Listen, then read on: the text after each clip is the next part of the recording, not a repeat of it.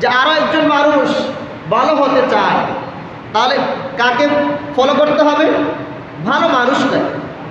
যিনি ভালো হতে চায় একজন ভালো মানুষকে ফলো করা লাগবে, তার পেছনে পেছনে তার সে কীভাবে চলে, কিভাবে কথা বলে, মানুষের সাথে কিভাবে লেনদেন করে, কিভাবে মানুষের সাথে সে ব্যবহার করে কথা বলে, সেগুলো দেখে দেখে কি ভালো আচরণগুলো নিজের মধ্যে ধারণ করা যায়। তো আল্লাহকে আমরা দেখি নাই, আল্লাহকে আমরা দেখছি? কেউ দেখি নাই।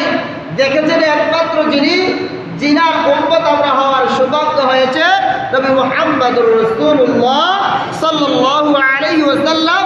তিনি একমাত্র আল্লাহকে দেখেছেন। আর কোনো পৃথিবীর সৃষ্টি জগতের কুল কায়নাতের কোনো মানব, কোনো মাখলুকাত আল্লাহকে দেখার সুযোগ হয় নাই। যদিও অনেকে দেখার ইচ্ছে করেছেন, ইচ্ছে করার আল্লাহর কাছে আরাধনা করেছেন, কিন্তু আল্লাহ দেখা দেয় নাই।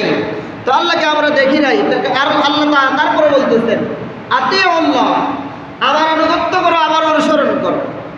তা আল্লাহর অনুসরণ কিভাবে করব? আল্লাহ আমাদেরকে পথ দেখিয়ে দিচ্ছেন, আল্লাহ আমাদেরকে পথগুলো দেখাই দিতেছেন, তরিকাগুলো দেখাইতেছেন কিভাবে আল্লাহকে অনুকরণ করা যায়। আতিউল্লাহ ওয়া আতিউর রাসূল।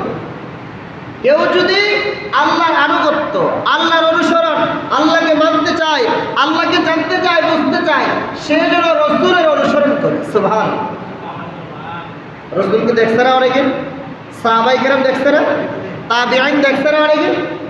রাসূলকে যারা দেখেছেন তাদের কথা মানলেই কি রাসূলের কথা মানা হয়ে যায়।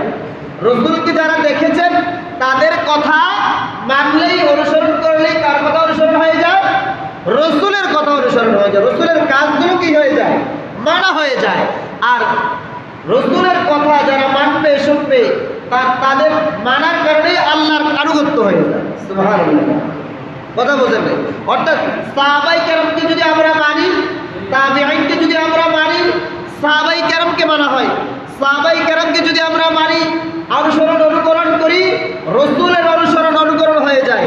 যদি রাসূলের অনুকরণ করি, তাহলে আল্লাহর আনুগত্য হয়ে যায়। সুবহানাল্লাহ। এরপরে বলতেছেন ওয়া উলিল আমরি